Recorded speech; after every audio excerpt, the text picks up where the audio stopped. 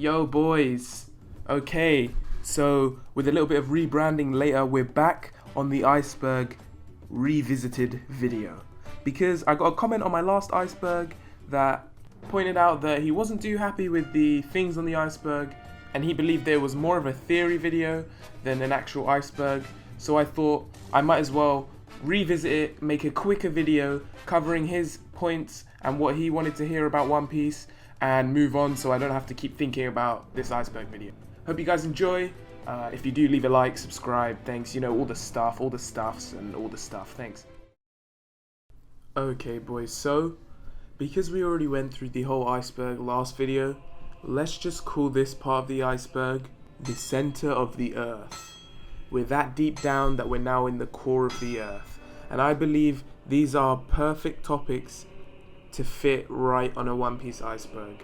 Using the guidelines of the comment that I got before, hopefully these really are some true things that you'd never even heard of about One Piece. Let's get into it.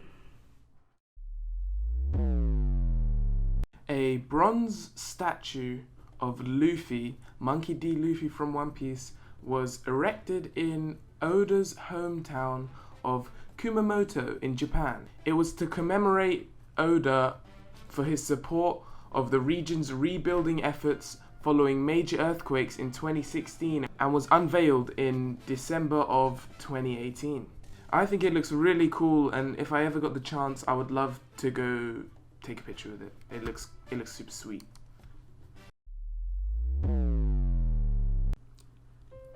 The sixth One Piece movie is very special to everyone who's seen it. As a One Piece fan, the tone of this movie is, quite frankly, very dark compared to the other films and even the rest of the show. However, there are some dark moments in the show, and while this movie came out, Water 7 was currently airing, Enies Lobby and so forth was quite a dark part in the show, and maybe the movie was attempting to reflect that. However, even just the tones and the art style of this movie, with the colors they chose and so forth, made this movie just that little bit odd to most of the One Piece fans that watched it.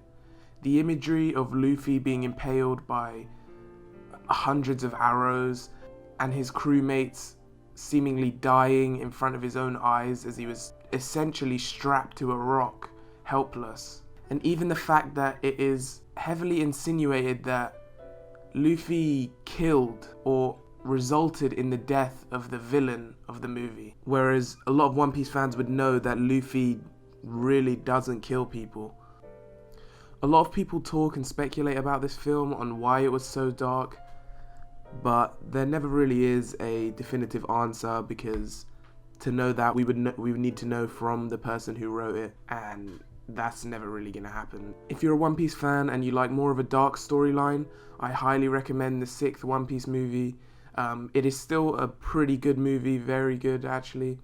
So if you're just a bit bored and you want to watch something One Piece related and you're up to date on the anime, I recommend this movie. Romance Dawn is a really cool thing that One Piece fans get to experience, and it was actually Oda's original ideas and early story writing ideas for One Piece. There are multiple versions of Romance Dawn because there were multiple early story versions that Oda wrote. However, one of the Romance Dawn stories was animated into episode 907 of the One Piece anime, and it was actually the original story that Oda presented to Shonen Jump when he presented them with the idea of One Piece, in which Garp, Luffy's granddad, actually gives Luffy the straw hat instead of Shanks. Apparently this is because Oda wanted to make sure that no spoilers got out, so even when he was presenting the show, he gave them a version of the show that wasn't even accurate to the real show. However, it's still really cool to see, and it kind of reminds me of the Infinite Tsukuyomi like parts in Naruto, where it would be Naruto but if Minato was alive, and it was like a different version of Naruto but it still had the same vibe, if you know what I mean. So like, it's really cool to see like Garp as a pirate. You know, it's just cool. So as a One Piece fan, I highly recommend go watch episode 907 of the One Piece anime. there is a live-action One Piece show held on Tongari Island on the Tokyo One Piece Tower. It is a show filled with amazing costumes, great practical effects, and overall just seems like a really fun time for any anime or One Piece fan. I'm not 100% sure what the situation is with the One Piece Tower now because of, the COVID pandemic and so forth. But if I ever got the chance to go, I would love to. It would be pretty cool, pretty awesome, just another reason to travel to Japan. However, when researching this, I also found out another thing named the Mugiwara Theatre, which are actually just short episodes for the show, kind of like if anyone's seen Rock Lee's Great Adventure. It's kind of like a little spin-off, Mugiwara's Theatre, where there's just kind of little stories with the One Piece characters that are not canon at all, and just kind of, Mugiwara Theatre is something completely different to like the actual theatre show, live action show, so yeah. This is some quite frankly cursed concept art of the original Straw Hat crew. I mean, Luffy, Zoro, Nami look pretty similar, but then Sanji has some weird beard that just kind of makes him look a bit creepy. Chopper became like your like uncle. He looks like Chopper's uncle on like a holiday trip. Like, I don't know why Chopper's a fully grown man now. Brook looks even skinnier than he already was, and he's a skeleton. Usopp looks like Blackbeard, but just skinny. And Frankie looks like he's powered on crack cocaine instead of Coca-Cola. Frankie looks like he charges up with heroin. I don't even know what Frankie is, but the worst by far is that thing replaces Robin. What is that? Anyway, this was original concept art that was released of the original Straw Hat crew, Oda's early designs. However, this one was released before Jinbei was added to the crew. And after Jinbei got added to the crew, this was released, showing that Jinbei was planned to be part of the Straw Hats from the beginning and was already in the original concept art. The Panda Man. The Panda Man is probably someone who looks very familiar to you if you're a One Piece fan. But you probably know nothing about him. That's because that's exactly what his character is.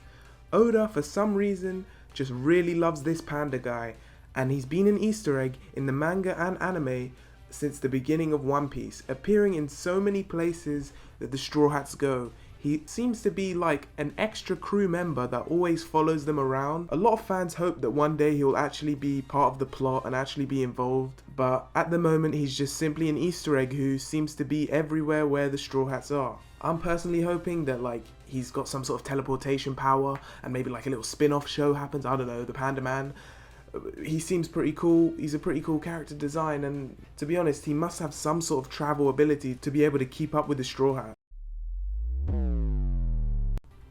This is a quick one, but both Oda and Kishimoto, the creator of Naruto, are both good friends, and a lot of the times they put Easter eggs and little hints to each other's mangas in their own manga.